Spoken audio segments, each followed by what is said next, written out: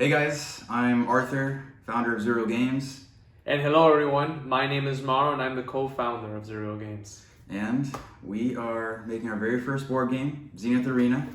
Right here. There it is, there's the board. Prototype. And yeah, that's our prototype board. You can actually find this on Kickstarter right now. The campaign ends on July 28th. And we just wanted to make a video where we just introduce ourselves so you can get to know us a little bit better, and we hope you have fun watching this video. Yeah. So, How do we meet is what you want to talk about? yes, like how did we meet? How did we get to this point? Okay. So I think it'd be good like if we start with our friendship, because we've been friends for a really long time. Yeah, we really have. That's not an exaggeration. So we actually met at a summer camp of all places, which was actually a preschool. It was called Little Me Preschool, but it was like, you guys know Aladdin, right? And the story of like, the diamond in the rough. Well, I always call Little Me like the diamond in the rough of summer camps, because I've been to many summer camps in my life, but that one has always stood out, and I went there probably more than any other summer camp in my lifetime. Yeah, me too. It was awesome. It was awesome. And we met there. I think like the first real interaction we had, I think we were probably about maybe like 9 or 10 years old. I would say that's pretty accurate, like around that age range. Yeah, definitely like elementary school. Yeah, it was definitely late elementary school for sure. It was before middle school, no doubt, because we actually like stayed friends throughout middle school at the camp, So I remember, and I'd be lying to you if I said like I remember the first exact moment that we had an interaction. Yeah, I don't remember the exact moment, but I remember like the early days. It's just kind of like a blur. Yeah, it was a blur. I do remember, so there is one moment I can share, a couple moments actually. But one moment, I think the first real time that we actually like really played something together, other than like playing outside on the swings or something, was probably on the Nintendo DS. I know that we played Advance Wars a lot, and you were the one that owned it. Yeah. And we would do the DS Connect, the Nintendo awesome. DS Connect. That was really big back then, It was the first time that you could actually do something wireless and not be next to someone, because the Game Boy Advance was all cables. Right. Which actually reminds me, the game before that we played was Zelda 4 Swords. Oh my god, you see I skipped. We had the link cable, so that was great. That is one of my earliest memories of our friendship, playing that. There you go. That was probably, I think that was like, and we played that for hours. It was so fun, So we had that friendship, and we really connected through gaming. And of course, all the trips we did, we went bowling and all that stuff. All the stuff you do in a summer camp, right? Bowling, you go to the arcade, and just those moments of just real bonding. And that's when our friendship started, and it progressed like that for several years, on and off, definitely over summer, and sometimes maybe during like the spring camps we would see each other. Like sometimes our parents would leave us at spring camp, or like if there was like the off chance that maybe we ran into each other on one of those days off, like maybe like a Memorial Day weekend or something, where our parents said, hey, let's stick them in there, let's stick them in there because we're working. And grandma's out of town or something. At least for me, grandma was out of town or something, or grandpa didn't want to take care of it.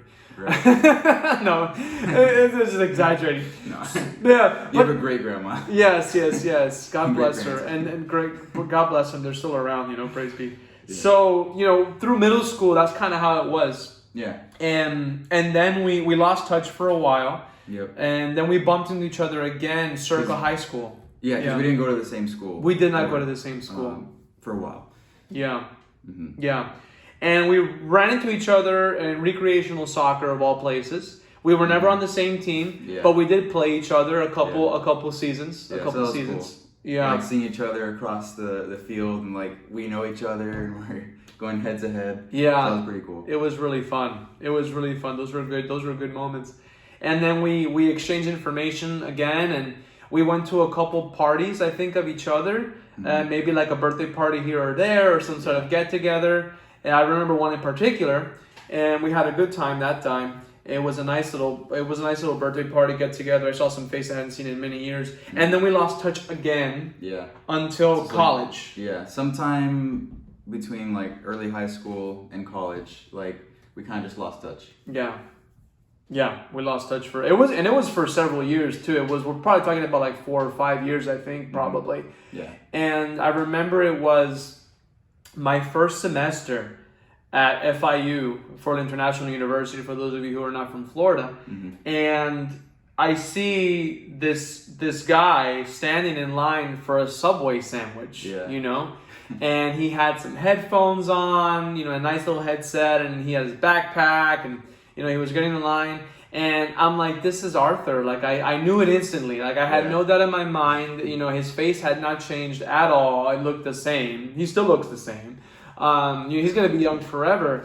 And so I just walk up to him and say, "Hey, Arthur, my goodness, how are you?" And we just start talking, and we exchange phone numbers right then and there. And then we literally start seeing each other probably like every week, almost like throughout college. Like, we saw each other like super frequently. Yeah. You know, we were always hanging out. You know, and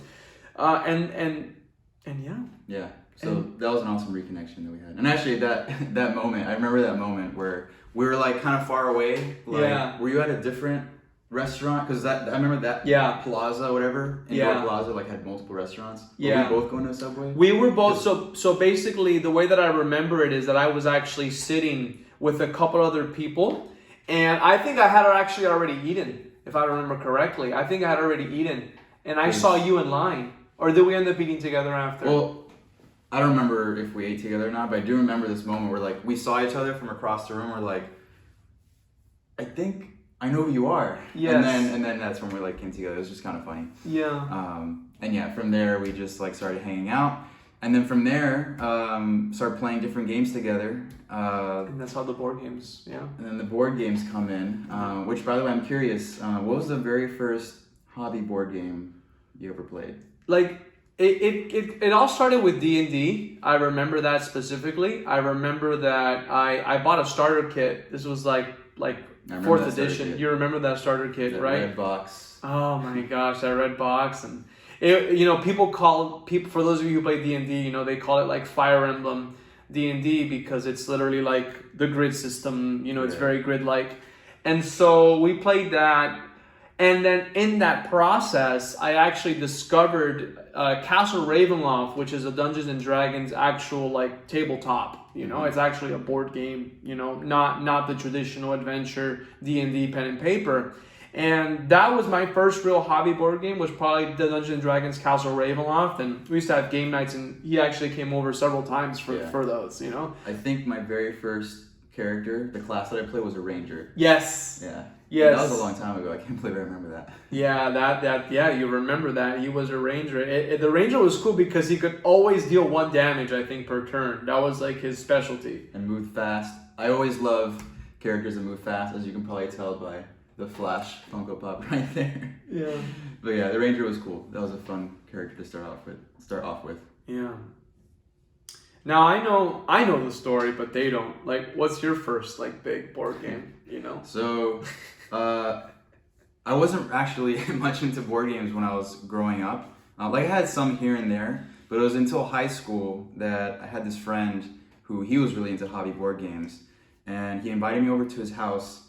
And the very first board game he played that he introduced me to was Twilight Imperium, which, as a lot of you board gamers may know, it's kind of infamous for being like super complicated, takes all day to play, and that was my first board game that I played. Jeepers. But as crazy and as fun as that board game was, and that first experience was, that got me into it. That hooked me. And I was like, what? Like, there are board games like this that they just blow your mind. You play them for 12 hours and you don't stop. You know, wow. it's a full-time job. So that was a great first game. And actually, the second game that I played was Cosmic Encounter, and then that like really solidified. I was like, man, like hobby board games are amazing. And then from there, now I have too many board games. Yeah, this is like 1%. I don't know if you can even see this in the angle or not, but this is like 1% of his games. There's a lot of games there, and that's just 1%. Yeah, wow. What would you say is your favorite board game? My favorite board game has actually kind of changed a couple times. I've changed from recently. I would say, like, without a doubt, Mage Knight was like my number one. Though after I discovered Gloomhaven, it's kind of competing for that spot because like Gloomhaven is really good. And so I've really been liking the story element behind it and the playability behind it too. I really enjoy it. I mean, I really enjoy that. It's been tough to say that, you know? Yeah. Yeah. Yeah. I think my favorite board game is Cosmic Encounter, which is why it's right there. It's right there. At the front of my living room for everybody to see so we can play it immediately. But yeah, definitely Cosmic Encounter. I just love like the craziness that can happen in that game. Every time you play, it's always different, which is actually inspiration for our current game, Zenith Arena, along with some other games that I take some inspiration from. But yeah, Cosmic Encounter, awesome game. That's just, that game, I really fell in love with that one and played it so many times. Every time you play, it's just so much fun, crazy. I love it. It's awesome. Which kind of leads into our... Which kind of leads into the game, right? Yeah. Because Cosmic Encounter, for those of you who do know or don't know, Cosmic Encounter basically has a lot of playable characters, a lot of playable races and different alien species and stuff. Mm-hmm. And so how do we go from playing a board game to actually wanting to make one? Mm-hmm. You know, how do we make that transition? Or how did you know, primarily you, because I wasn't there in the onset, you know. Mm-hmm. So how did that happen? You know? I think it was like maybe 5 years ago, maybe a little longer. My brother and I, we were helping my mom with this event that she was doing at work, and it was this all-day event where we're super sweaty and it was really hot outside and it was a lot of work. And we finally finished, and my brother and I had some downtime, like an hour or two of downtime, and we just started brainstorming because at this time we had played a lot of board games, and so we thought, you know, what would be a cool game if we could design it? And so for an hour or two, we just kind of just started jotting down some ideas, brainstorming, all kinds of crazy ideas. And then that was it. Like that day ended, and the next day came along. I was like, you know, like a lot of people do this where like we all have cool ideas and we write them down, or maybe we don't. Maybe we just kind of talk about them. But I think what most people do is they have the idea and they don't really do anything about it. It's just kind of there. And you can definitely talk about that. Oh my gosh, yeah, don't get me started. Yeah. And I always say it in a good way, but yeah, that's a very big topic for me. You know, it's a lot. It has a lot to do with what I do for a living. But anyways. Yeah. Which is coaching people, by the way. Yeah, that's a little plug. That's my main profession is I help people turn their ideas into dreams and reality. You know, so I'm very passionate about that. What you're about to say right now. Yeah. You know. Yeah. So over time, I was just like, all right, I actually want this to somehow like exist and be real, like actually make this idea come into real life. And so it just was just one day at a time, just kind of, I compiled all the ideas, took out different rules that didn't really make sense to kind of solidify a structure for a possible game. And then I got a Google Doc and tried to make my first rule book. Oh. And that's where like it really kind of like kicked in, like, wow, this is actually kind of getting real. And then from there, I made some super cheap prototypes, which, by the way, is right here. This is our first board. Yeah, it's really beaten up, and we don't use this anymore, which is why it's gotten not too much love, unfortunately. Like there's rain stains, and you'll find it in a museum one day, stuff. Yeah. We were framed in a museum. Oh my god. Yeah, so I just kind of printed this out. I wanted to make something that I can actually like pull out and we can play together. There's some components that you can go to our website and our pages to see the components I'm talking about, but we have some hazards that go on the board, and those hazards were not very good prototype pieces at the beginning. Like right now they're kind of thick and it's easy to pick them up, but at first they were just flimsy pieces of paper. Oh my gosh, I remember that. Like this, like scratching the board, trying to pick up the paper. Yeah, it was horrible. And I had to use scissors to cut out each hexagon, and that took absolutely forever. Hexagons are like the hardest piece, at least that I found, to get like masses of prototype pieces for. But we kind of made it work. We play tested it. A lot was different than how it is now, but over time, just over the next few years, just kind of like refined it, tweaked it, made it better. And now, well, it came to about a year and a half ago, in January. Yep. I think January 2020. Yep. January 2020, right before the pandemic. Yeah. Yeah. And that's when we kind of were discussing this game idea that I had, and Mauro was like the perfect person to talk to about this because of what you do. Yeah, and it's funny you mentioned that, because it was, you know, like I really wanted Arthur to succeed. Like before I was actually involved with the project on a more serious and actual business level, I really wanted this game to succeed. I mean, I saw well, so not to get corny, but I'm a big believer in, like, you invest in people, and you invest in people like your time, your energy, your money, because you believe in the person. Mm-hmm. And I saw someone and I believed in him, not just because I knew who he was, because I known him for a long time, but I could see the enthusiasm, and I could see that he was ready and willing to actually take it to the next level. And so I said, okay, like let me meet with him. At the very least, let me put time and energy into this, you know, to get things rolling. And then I saw, well, what if I actually, you know, this is one of those moments where you make a choice, right? And you ask yourself, like, do I want to double down on this bet? Because, like, I have a coach who always tells me, like, take small bets and risks, you know? Mm-hmm. Now, I took a small risk. I spent a few hours, like, do I actually want to go deeper? And I made a proposal to him, and he thought about it. I think it was almost 2 weeks that you thought about it, like to actually become formal partners on it, you know?